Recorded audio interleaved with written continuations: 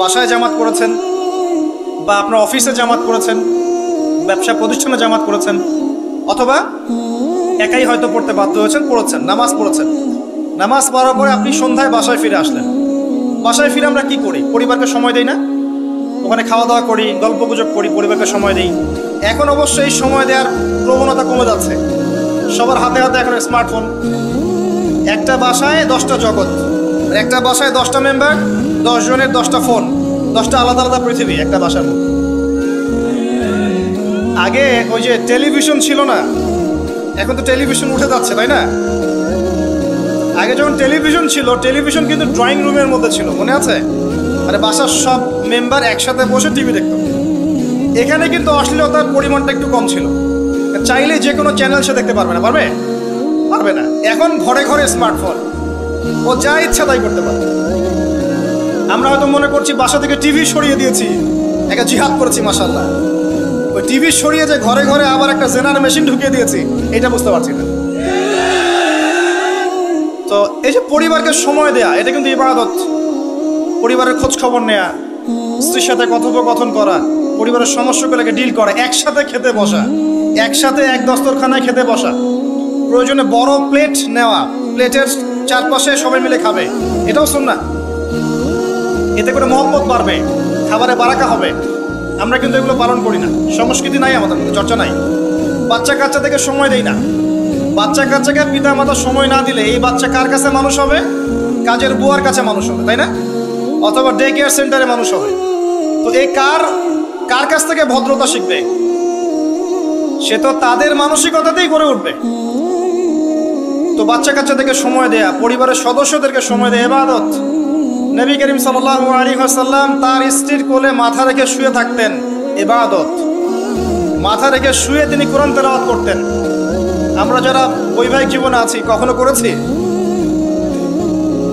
মাশাআল্লাহ, কয়বার করেছেন? বেশি করতে যায় না, বেশি করতে গেলে আবার সমস্যা আছে। সবকিছুর একটা কি আছে? লিমিট আছে। বেশি করতে গেলে ব্যক্তিত্ব কমে যাবে, তখন দেখবেন আপনার উপর খবরদারি করছে। ভারসাম্য বজায় রাখতে হবে। যাই হোক, এমনকি তিনি বলেছেন, আয়েশা রাদিয়াল্লাহু আনহা তিনি বলেছেন যে আমি যে গোশতের টুকরাটা খেতাম, নবী সাল্লাল্লাহু আলাইহি ওয়াসাল্লাম ওইখানেই মুখ দিতেন যেখানে আমি ছিঁড়েছি।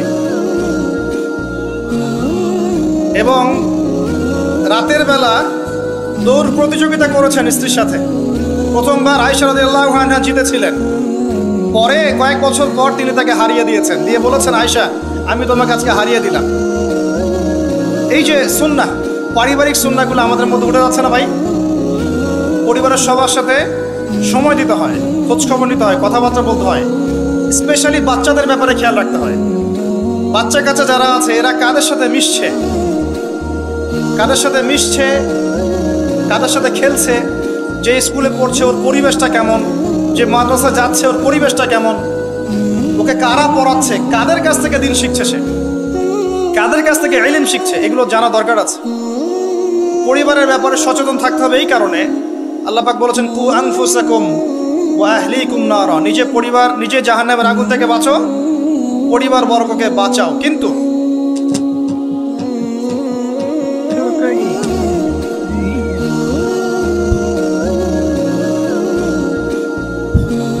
এখানে একটা কথা আছে যে সবার পরিবার কিন্তু একরকম হবে না। হয়তো স্ত্রী কথা শুনবে না, পিতা মাতা কথা শুনবে না, সন্তান সন্ততি কথা শুনবে না। এক্ষেত্রে আপনার জন্য হেদায়েত কোথায় জানেন? ওই নূহ আলাইহিস সালামকে দেখেন, 950 বছর দাওয়াতি কাজ করেছিলেন, তার সন্তান কিন্তু ঈমান নিয়ে আসে নাই, তার স্ত্রী কিন্তু ঈমান নিয়ে আসে নাই। অতএব আপনি ঈমানদার হলেই যে সবাই আপনার কথা মেনে নেবে এমনটাও নয়, কিন্তু দাওয়াত দিতে হবে, চেষ্টা করতে হবে। এরপর যদি না করে, তাদের লাকুম দীনুকুম ওয়ালিয়া দিন, তুমি তোমার হিসাব দিবা, আমি আমার হিসাব দেব। চেষ্টাটা বড় কথা। লূত আলাইহিস সালামের স্ত্রী ঈমান নিয়ে আসে নাই। আবার ফেরাউনের ঘরে দেখবেন ঈমানদার মহিলা পাবেন, আছে না? ফেরাউনের ঘরে ঈমানদার মহিলা থাকতে পারে। আজকে আমরাও দেখি বাংলাদেশের প্রেক্ষাপটে পরিবারের কর্তারা অনেকেই ফেরাউনের মতো আচরণ করেন, কিন্তু স্ত্রীরা মাশাআল্লাহ ঈমানদার। অনেক অনেক দেখা যায় যে এক্সকিউজ আমাদের কাছে আসে যে পরিবারের কর্তা ইসলাম পছন্দ করে না, স্ত্রী পর্দা করতে চায়, মেয়েরা পর্দা করতে চায়, দিন শিখতে চায়, পরিবারের কর্তারা সুযোগ দেয় না, এমন অনেক অবজেকশন কিন্তু আসে আলেমুল আমাদের কাছে। তো মনে রাখবেন, সব সময় যে পরিবার সবার একরকম হবে এমনটা জরুরি নয়। পরিবার নূহের মতো হতে পারে আলাইহিস সালাম, লূত আলাইহিস সালামের মতো হতে পারে, আবার মুহাম্মদ সাল্লাল্লাহু আলাইহি ওয়াসাল্লামের মতোও হতে পারে। আমাদের কাজ হচ্ছে পৌঁছে দেয়া, তা'মুরুনা বিল মা'রুফ ওয়া তানহাউনা আনিল মুনকার, এতটুকু। আপনি আপনার অধীনস্থদের উপরে কঠোর হতে পারবেন, যেমন আপনার স্ত্রী এবং সন্তান সন্ততি। কিন্তু আপনার বাবা নামাজ পড়ে না, যার বয়স 60 বছর, আপনি কি তাকে পিটাতে পারবেন? পারবেন না। কিন্তু আপনার সন্তানের বয়স 12 বা 15, সে নামাজ পড়ে না, আপনি তাকে মারতে পারবেন না? এই হলো অবস্থা। পরিবারকে সময় দিতে হবে তাদের হেদায়েতের জন্য, এটা কিন্তু ইবাদত। এমনকি স্ত্রীর সাথে যে সময়টা আপনি কাটাচ্ছেন, অন্তরঙ্গ সময়, এটার জন্যও আপনি নেকি পাবেন। সাহাবায়ে কেরাম বললেন, ইয়া রাসূলুল্লাহ সাল্লাল্লাহু আলাইহি ওয়াসাল্লাম, এই কাজটা তো আমরা প্রবৃত্তির মানে যে তাড়না, এটা নিবারণ করতে গিয়ে কাজটা করি, এর জন্যও কি নেকি পাবো? নবী সাল্লাল্লাহু আলাইহি ওয়াসাল্লাম বললেন, এই কাজটা তোমরা যদি অন্য কারোর সাথে করতে তোমাদের কি গুনাহ হতো না? সাহাবীরা বললেন, হ্যাঁ, গুনাহ হতো। অতএব এই কাজ তুমি যদি স্ত্রীর সাথে করো, ইনশাআল্লাহ তুমি নেকি পাবে। সন্তানদেরকে বড় করছি, এই সন্তানদেরকে এই নিয়াতে বড় করতে হবে যে এরা বড় হয়ে আল্লাহর দ্বীনকে এগিয়ে নিবে, আল্লাহর পথে দায়ী হবে, আলেম হবে, মুজাহিদ হবে, মুহাদ্দিস হবে, মুফাসসির হবে, তারা দ্বীনের খেদমত করবে। এই সন্তান আপনার জন্য সাদকায়ে জারিয়ার মাধ্যম হবে ইনশাআল্লাহ। কিছু না হোক, সন্তান ভালো মানুষ হবে, তার দ্বারা কেউ ক্ষতিগ্রস্ত হবে না, সে মানবতার কল্যাণে কাজ করবে, আপনি ওই সন্তানের জন্য নেকি পাবেন ইনশাআল্লাহ তাআলা। এই যে আপনার পুরো জীবন, শুরু থেকে, ঘুম থেকে নিয়ে একেবারে পরিবার, সমাজ, রাষ্ট্র পরিচালনা পর্যন্ত প্রত্যেকটা কাজ যদি কোরআন এবং সুন্নাহর অনুকূলে হয় এবং নবী সাল্লাল্লাহু আলাইহি ওয়াসাল্লামের সুন্নাহ পদ্ধতিতে হয়, পুরো জীবনটাই আপনি নেকি পাচ্ছেন, আলহামদুলিল্লাহ। এটাই সেই আয়াত, ওয়া মা খালাকতুল জিন্না ওয়াল ইনসা ইল্লা লিয়াবুদুন, আমি মানুষ এবং জিনকে সৃষ্টি করেছি শুধুমাত্র আমার ইবাদত করার জন্য। এবার আসেন, আল্লাহ পাক যখন আমাদেরকে সৃষ্টি করেননি তখন কি ছিল? কারা ছিল পৃথিবীতে? সর্বপ্রথমে কারা ছিল?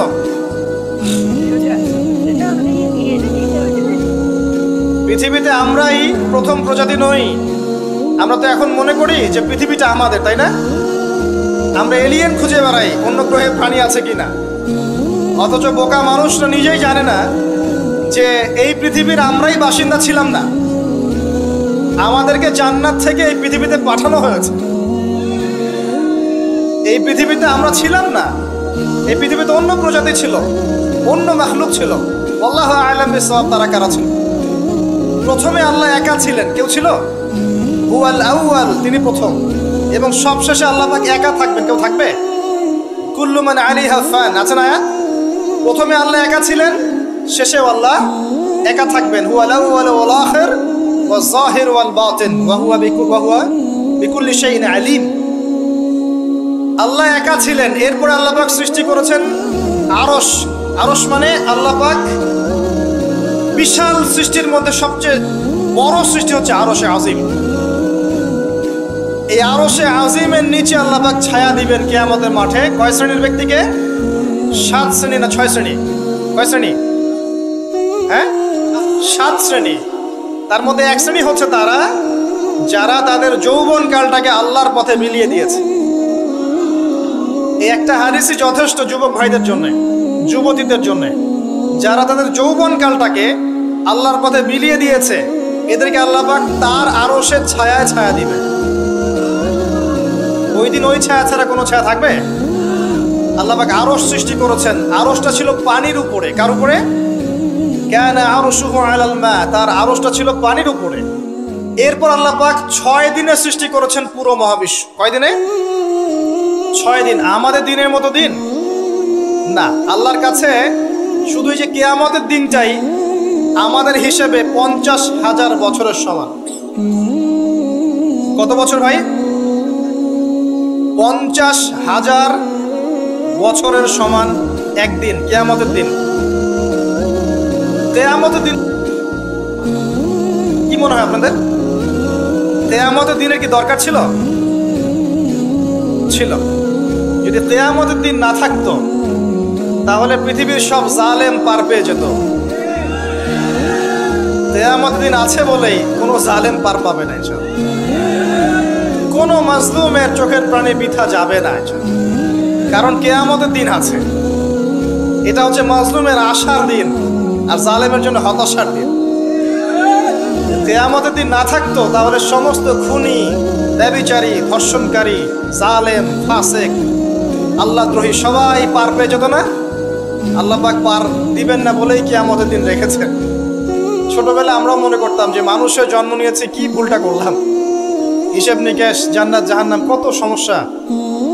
যত দিন যাচ্ছে বুঝতে পারছি যে ভাগ্যিস কিয়ামতের দিন বলে একটা দিন আছে, না হলে জালেমের এই জুলুমের কোনো বদলা হতো না আর মাজলুম তার অধিকার ফিরে পেত না।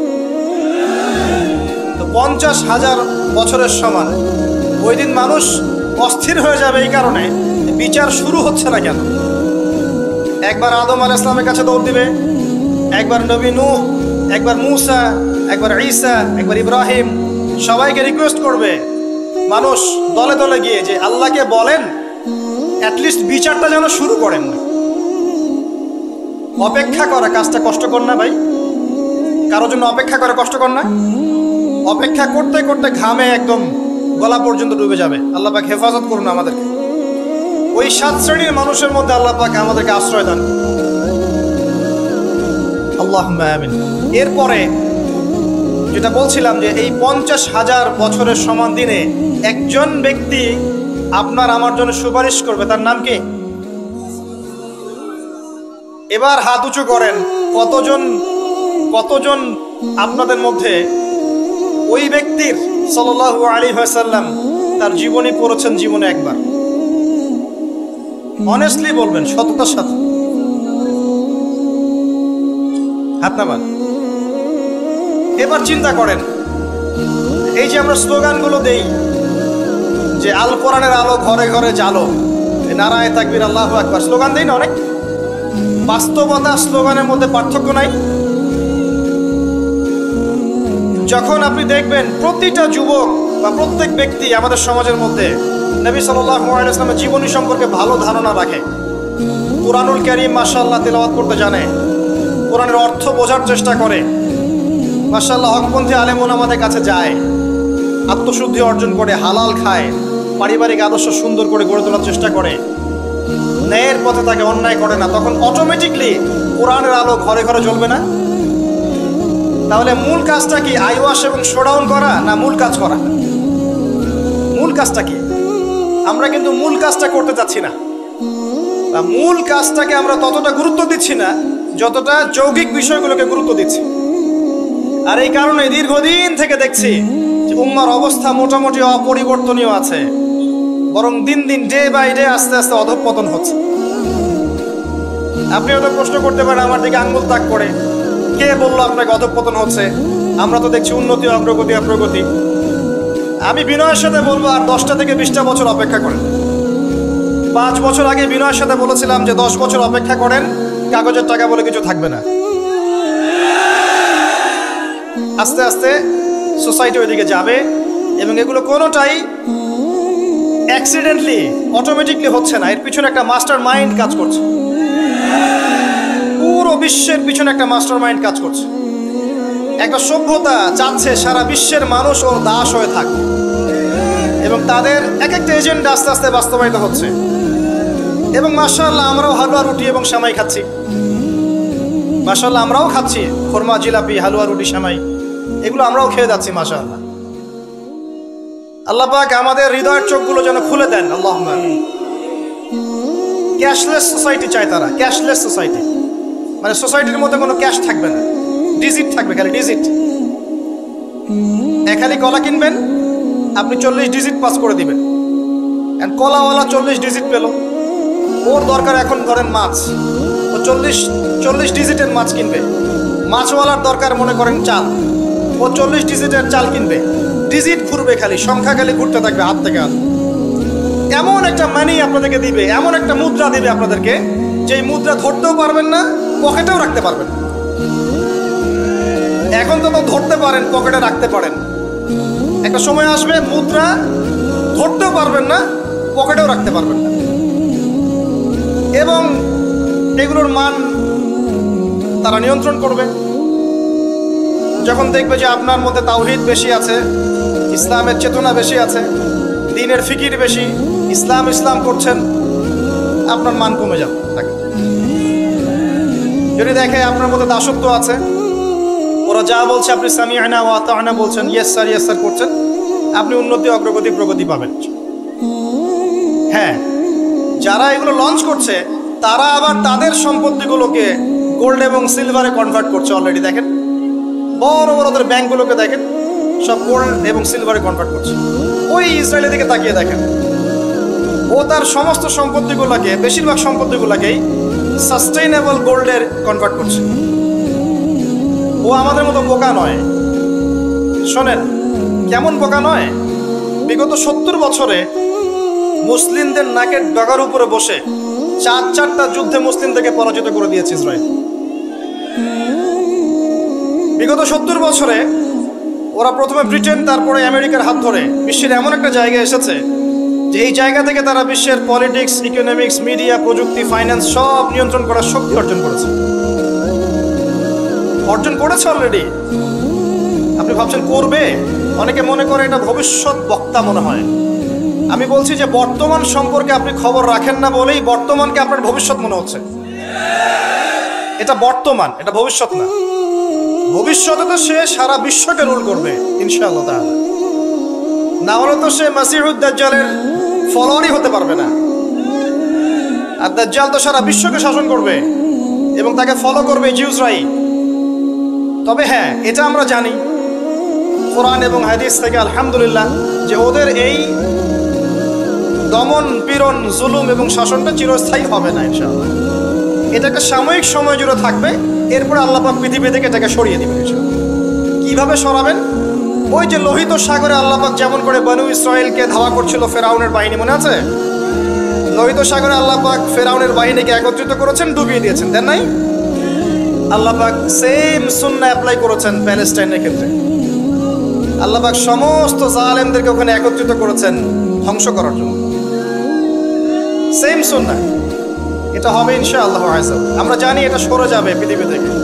তারপরে এমন একটা যুগ আসবে যে যুগে ইনশাআল্লাহ আযজা ওয়া জাল একজন নবী সারা বিশ্ব পরিচালনা করবেন। একজন নবী, তার নাম ঈসা ইবনে মারইয়াম। এবং তার অনেক আগেই আমাদের ইমাম আল মাহদি তিনি ইন্তেকাল করবেন। মনে রাখবেন, শেষ জামানার সবচেয়ে ভাইটাল চরিত্র ইমাম মাহদি নয়। শেষ জামানার সবচেয়ে ভাইটাল চরিত্র হচ্ছে ঈসা ইবনে মারইয়াম।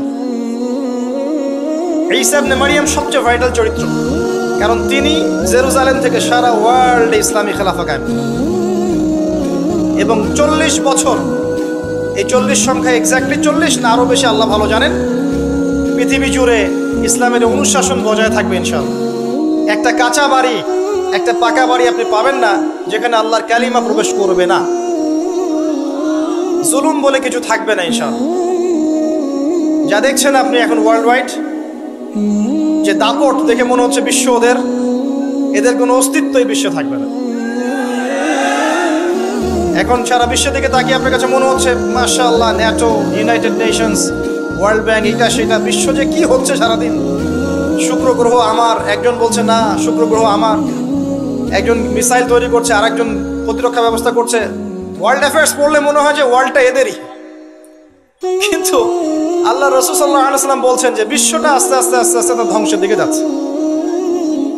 এইটা চিরস্থায়ী হবে না এবং একে অপরের সাথে কলিউশন করে এরা শেষ হয়ে যাবে। মুসলিমদের উপর দমন পীড়ন যেমন বাড়বে, ঠিক একইভাবে আল্লাহ রাব্বুল আলামিন মুহাম্মদ সাল্লাল্লাহু আলাইহি ওয়াসাল্লামের বংশধরদের মধ্য থেকে একজন ইমামকে বের করে নিয়ে আসবেন। তিনি ইনশাআল্লাহ আযজা ওয়া জাল্লা মুসলিমদেরকে নিয়ে এই জুলুমের বিরুদ্ধে দাঁড়িয়ে যাবেন। পরে যখন মাসিহুদ দাজ্জাল বের হবে, তাকে তিনি হত্যা করতে পারবেন না, কারণ তাকে এত বেশি ক্ষমতা দেওয়া হবে যে মুসলিমরা তার সাথে পেরে উঠবে না। তখন আল্লাহ পাক ঈসা ইবনে মারইয়ামকে পাঠাবেন, সবচেয়ে ভাইটাল ক্যারেক্টার, এবং তিনি এই প্যালেস্টাইনের বাবে লুদ নামক জায়গায় মাসিহুদ দাজ্জালকে হত্যা করবেন ইনশাআল্লাহ আযজা ওয়া জাল্লা। যে বিশ্বের শেষ নাই, এই পৃথিবী জয় করার পর আমরা মঙ্গলে গিয়ে থাকবো, তারপর শুক্রে, তারপর শনিতে, তারপর বৃহস্পতিতে, তাই না? মাইন্ডসেটটা এমন তৈরি করেছে না? কিন্তু বাস্তবতা হচ্ছে এই মহাবিশ্বই ধ্বংস হয়ে যাবে। এই পৃথিবী তো ধ্বংস হবেই, মহাবিশ্ব ধ্বংস হয়ে যাবে। তবে পৃথিবী ধ্বংসের আগে আল্লাহ পাক ঈসা ইবনে মারইয়ামের হাতে সারা বিশ্বে ইসলামী খেলাফা কায়েম করবেন ইনশাআল্লাহ। মাঝখানে একটা সময় আপনাকে পার করতে হবে। কত বছর? ননসেন্স প্রশ্ন যে ভাই কত বছর, 100, 200, 500, আল্লাহ ভালো জানেন, আমরা জানি না এবং জানার কথাও না। কেউ যদি বলে এত সাল, সে নিশ্চিত কাদ্দাব, একদম মিথ্যাবাদী। এবং এটা একটা অহেতুক কথা, এত সাল, এত বছর পর, এটা আমরা বলতে পারবো না। এতটুকু বলতে পারবো যে পৃথিবী চিরদিন এভাবে থাকবে না। ওয়ার্ল্ডে এখন যা দেখছেন এগুলো চিরস্থায়ী হবে না। আস্তে আস্তে আস্তে আস্তে রাত যত গভীর হবে, ভোর তত কাছাকাছি আসবে। এবং এই পুরো বৈশ্বিক জুলুম, ফাসাদ, আপনার জেনা, আপনার পর্নোগ্রাফি, আপনার মাদক, সুদ, জুলুম, অত্যাচারের মধ্যেও দেখবেন প্রত্যেকটা জায়গায় জায়গায় আল্লাহ পাক কিছু না কিছু আল্লাহর বান্দাকে রেখে দিবেন। এবং আমার বিশ্বাস তাদের বেশিরভাগই হবে যুবক শ্রেণী। এটা আমার মত, আল্লাহ ভালো জানেন। আমার মনে হয় যে বেশিরভাগই হবেন যুব সমাজ। এবং আমার কাছে একটা দলিল আছে কেন মনে হয়। কারণ আসহাবুল কাহফ যারা ছিলেন তারা যুবক ছিলেন। প্রত্যেক যুগে যুগে আসহাবুল কাহফ থাকবেন ইনশাআল্লাহ তাআলা। তাদের হাতেই আল্লাহ পাক ইনশাআল্লাহ তাআলা এই দিনটাকে আমানত হিসেবে রাখবেন। উলামায়ে কেরাম তাদেরকে এগিয়ে নিয়ে যাবে। আস্তে আস্তে দেখবেন পরবর্তী জেনারেশনের পতাকা তারা বহন করবে ইনশাআল্লাহ। এখন যে কথাগুলো বলতে এতগুলো কথা বললাম, যে যখন আল্লাহ পাক মহাবিশ্ব সৃষ্টি করেছেন 6 দিনে, তখন মানুষের কোনো অস্তিত্ব ছিল না। ছিল?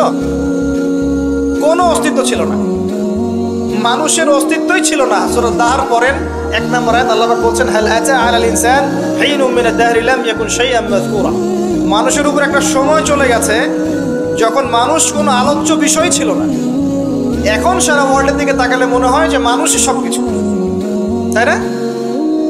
অথচ মানুষের বাইরে যে একটা জাতি আছে, জিন জাতি, এটাকে বিশ্বাসই করে না মানুষ। মানুষের আশপাশে ঘুরছে ফেরেশতারা, মানুষ বিশ্বাসই করে না।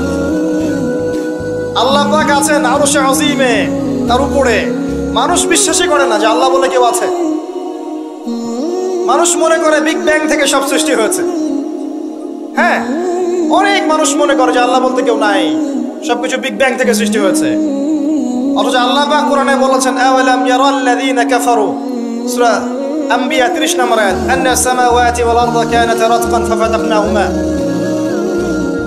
কাফেররা কি লক্ষ্য করে দেখে না এই মহাবিশ্ব এবং পৃথিবী একটা বিন্দুর মধ্যে ছিল, আমি এটাকে পৃথক করে দিয়েছি, পার্থক্য করে দিয়েছি। ওয়াজআলনা মিনাল মাই কুল্লা শাইইন হাই, প্রত্যেক জীবন্ত প্রাণীকে সৃষ্টি করেছি পানি দ্বারা। আফালা ইউমিনুন, এরপরেও কি তারা বিশ্বাস করবে না?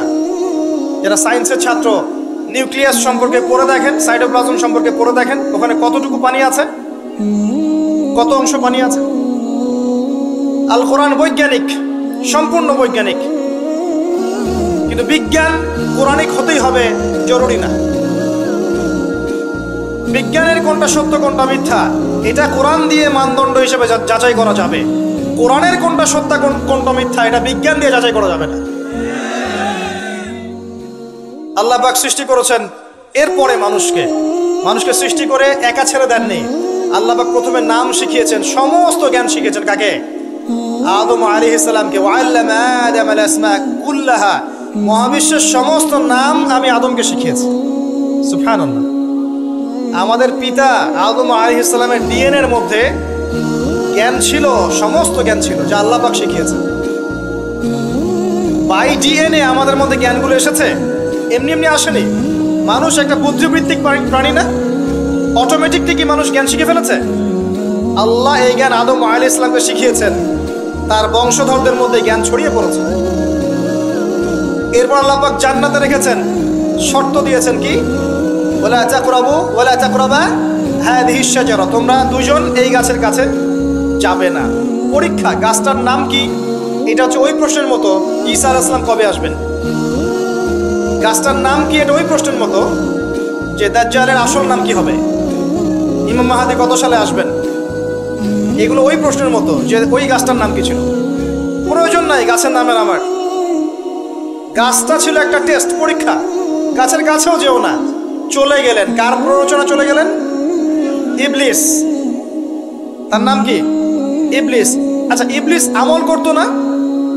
ইবলিস ফেরেশতাদের সর্দার ছিল না? কি কারণে আল্লাহ পাক তাকে বহিষ্কার করলেন? অহংকার, রাইট। আবা ওয়াস্তাকবার, সিজদা করি নাই। খলাকতানি মিন নার ওয়া খলাকতাহু মিন তিন, আমাকে সৃষ্টি করেছেন কি দিয়ে? আগুন। তাকে সৃষ্টি করেছেন মাটি। এটাকে বলে আত্ম অহংকার, ইগো। মনে রাখবেন, আপনার যত বড় সার্টিফিকেট থাকুক, কেমব্রিজ থেকে, অক্সফোর্ড থেকে, হার্ভার্ড থেকে বা দারুল উলুম থেকেই, যদি আপনার কাছে অনেক বড় বড় সার্টিফিকেট থাকে কিন্তু মনের মধ্যে অহংকার থাকে, আপনার মনের মধ্যে নূর আসবে না। যদি আসতো তাহলে ইবলিসের মনে আসতো। তার জ্ঞানের কোনো কমতি ছিল না। ওয়াস্তাকবার, সে অহংকার করেছে। আর অহংকার কাকে বলে? বাতরুন নাস, বাতরুল হক ওয়া গামতুন নাস, সত্যকে প্রত্যাখ্যান করা এবং অন্যদেরকে ছোট করা, আন্ডারএস্টিমেট করা। আর আমাদের সংস্কৃতি এখন হচ্ছে অন্যকে আন্ডারএস্টিমেট করা। আমাদের চরিত্রই হয়ে গেছে এমন, গীবত, তোহমত, অপবাদ, সমালোচনা, কাদা ছড়াছড়ি, চুল ছেঁড়াছেড়ি, এগুলোই সংস্কৃতি। যতক্ষণ আমরা এই কাজগুলো করতে থাকি ততক্ষণ ওই যে ইসরায়েল, সে আরো 10টা মিসাইল বানিয়ে ফেলে। এই জন্যই বলি যে আমরা মাঝে মাঝে জিলাপি খাই, কোরমা খাই, আর তারা তাদের কাজের দিকে এগিয়ে যায়। প্রথম দিকে হালুয়া রুটি বলেছিলাম, অনেকে রাগ হয়েছিল, ওই জন্য হালুয়া রুটি শব্দটা বলি না, আর বলি জিলাপি আর কোরমা খাই। এখন অনেকে রাগ হয় না। তো বাস্তবতা এমন ভাই, শোনেন, এই জায়গায় 1 মিনিট সময় দেন। একটা সময় ছিল, এই জায়গাটা খুব ভালো করে শোনেন। একটা সময় ছিল, আবু বকর সিদ্দিক রাদিয়াল্লাহু আনহুর যুগ, ওমর ইবনুল খাত্তাব, উসমান বিন আফফান, আলী ইবনে আবি তালেব, উমাইয়া খেলাফত, আব্বাসীয় খেলাফত, ফাতেমি, মামলুক, কর্ডোভা, উসমানীয়, এই যে খেলাফত ছিল। স্বর্ণযুগের মধ্যে ইসলাম বেশি ছিল, আস্তে আস্তে ইসলাম কমতে থাকে, কিন্তু অ্যাটলিস্ট মুসলিমদের একটা শক্তি ছিল, মুসলিমদের একটা ল্যান্ড ছিল, একটা ইমারত ছিল, একটা জামায়া ছিল, খেলাফা ছিল, আমির ছিল, ইকোনমিক পাওয়ার ছিল, প্রযুক্তি ছিল, সামরিক বাহিনী ছিল, সব কিছু মুসলিমদের হাতে ছিল। এরপর একটা যুগ আসলো, এই যুগের বয়স বেশি দিন না, 100, 200, 300 বছর। এই লাস্ট 200-300 বছরে দেখবেন আপনি নো স্টেট, কোনো স্টেট নাই। যেগুলো আছে সেগুলো টুকরা টুকরা, পিস আপ করা, ব্রিক্স অ্যান্ড পিসেস, মানে টুকরায় টুকরায় ভাগ করা হয়েছে। কারোর সাথে কারো মহব্বত নাই। মানে ওই দেশের মানুষ মরলে এই দেশের মানুষ হাসে। এখানে আঘাত আসলে ওরা বলে যে আমি তো বাংলাদেশি না, তো বাংলাদেশের ব্যাপারে আমার নাক গলানোর দরকার নাই। তারপরে যদি সিরিয়ায় কেউ বোম মারে, পাকিস্তানের কেউ বলে ওরা তো সিরিয়ার মানুষ, আমাদের সাথে কি সম্পর্ক। প্যালেস্টাইনে কেউ মা বোনদের ইজ্জত নিলে ইরাকের মানুষ বলে যে ওরা তো প্যালেস্টাইনের, আমরা তো ইরাকের। ইউনাইটেড কোনো ফর্ম নাই, প্রথম কথা। না কোনো ইউনাইটেড নেশন, না কোনো খেলাফা, না আমির, না সবার মাঝে একটা হৃদ্যতা, না ইকোনমিক কোনো বেস, না স্বতন্ত্র মিডিয়া, প্রযুক্তি, স্বতন্ত্র সিস্টেম, স্বতন্ত্র political system, economic system, media, প্রযুক্তি, আপনার সমরাস্ত্র, ওভারঅল যে বিষয়গুলো আমাদের ছিল স্বর্ণযুগে, এগুলো লাস্ট 200-300 বছরে অনেকটা কমে গেছে।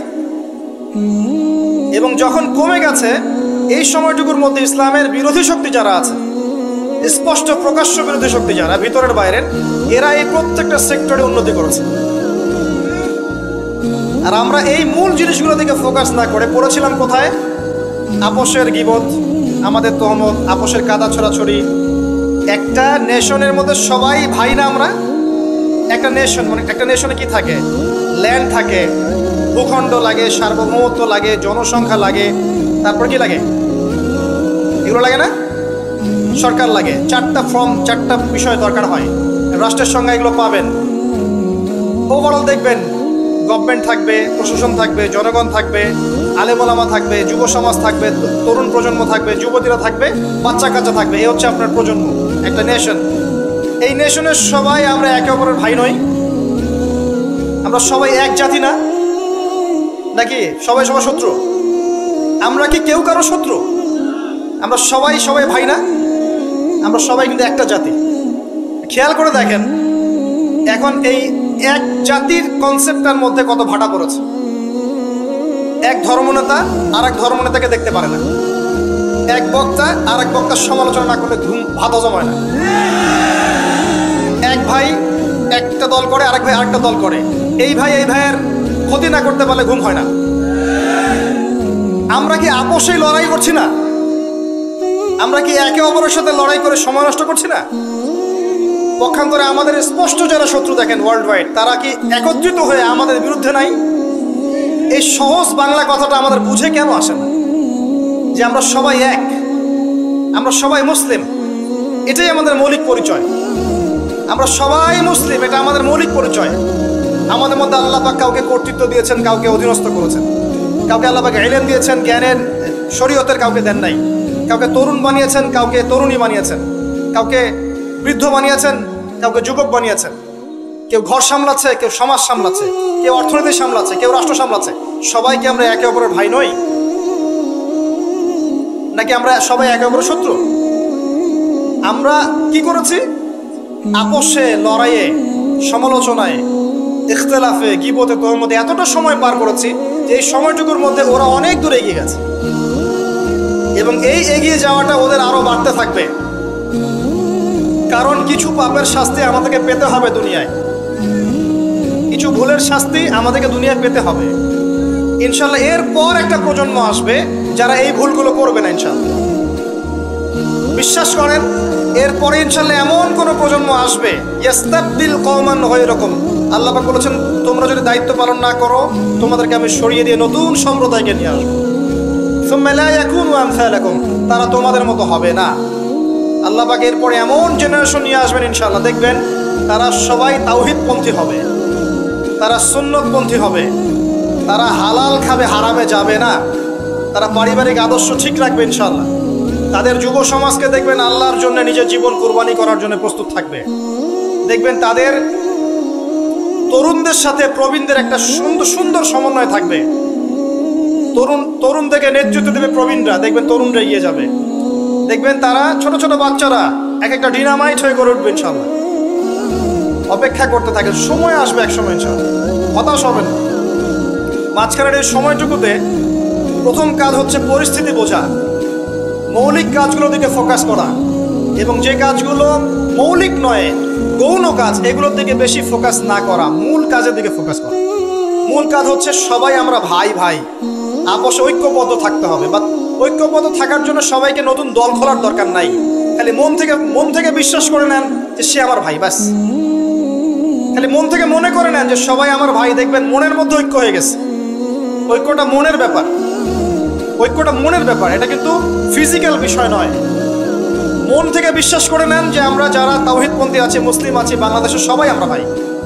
এমনকি বিশ্বের যারা আছে, যারা নির্যাতিত নিপীড়িত, ওরা আমার উম্মার বাইরে কেউ না, ওরা আমার উম্মারে অন্তর্ভুক্ত।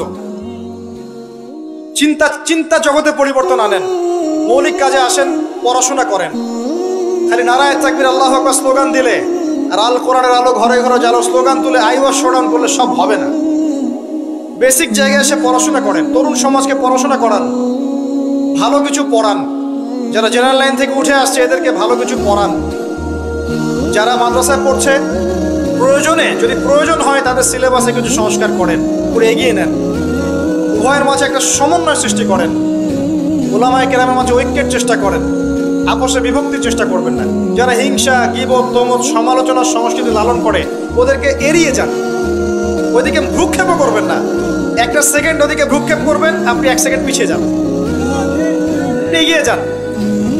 তরুণ সমাজ আজকে পর্নোগ্রাফিতে আসক্ত, মাদকে আসক্ত, জুয়া খেলছে, মেয়ে নিয়ে ফুর্তি করছে, টিকটক প্রজন্ম হয়ে গেছে, সারাদিন সেলফোন নিয়ে পড়ে থাকে, কিচ্ছু বোঝে না জীবনের উদ্দেশ্য কি।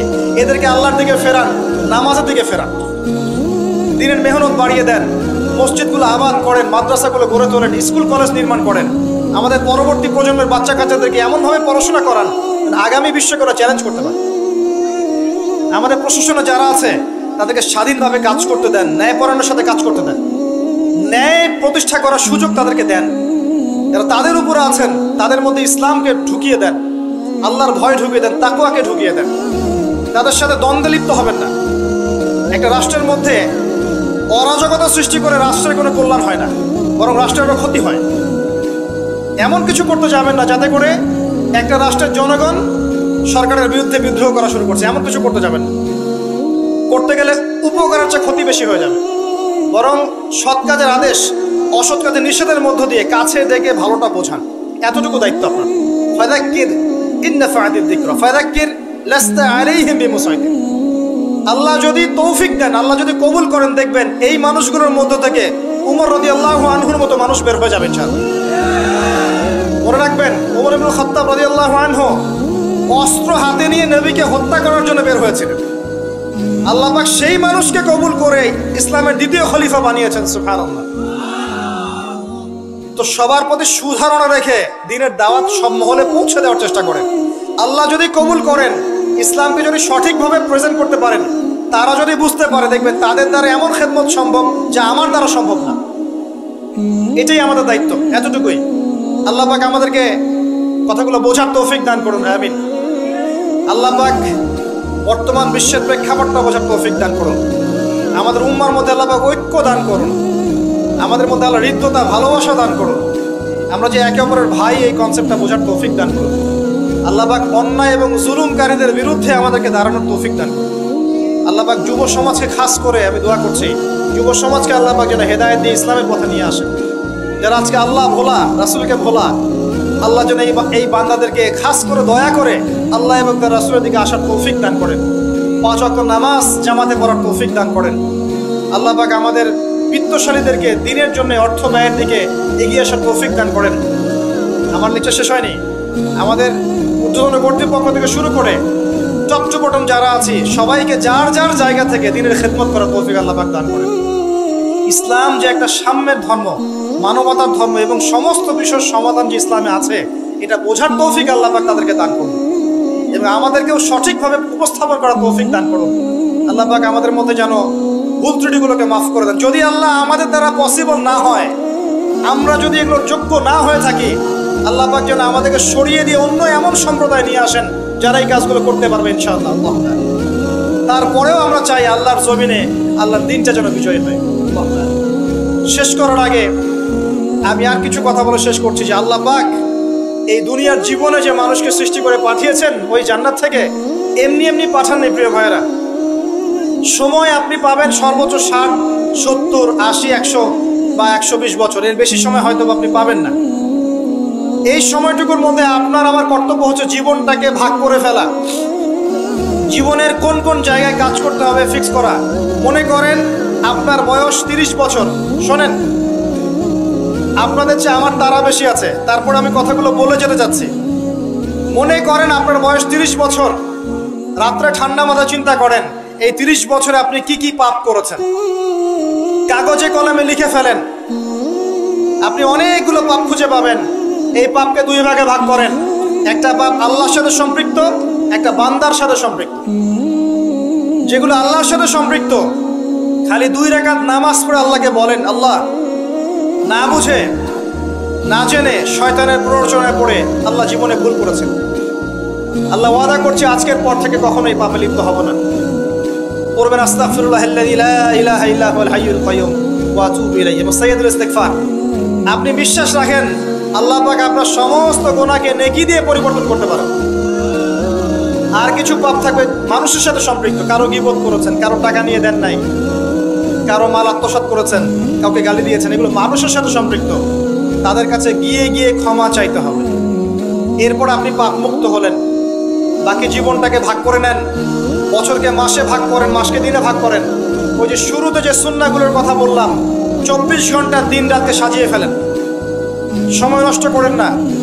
বাকি যতদিন বেঁচে থাকবেন ডেইলি সুন্নাহ পালন করেন, আদর্শ পরিবারটা গড়েন, হালাল খান, আপনার সন্তানদেরকে বড় করে তোলেন, সমাজের উপকার করেন, রাষ্ট্রের উপকার করেন, জনগণের কল্যাণে কাজ করেন, উম্মার কল্যাণে কাজ করেন।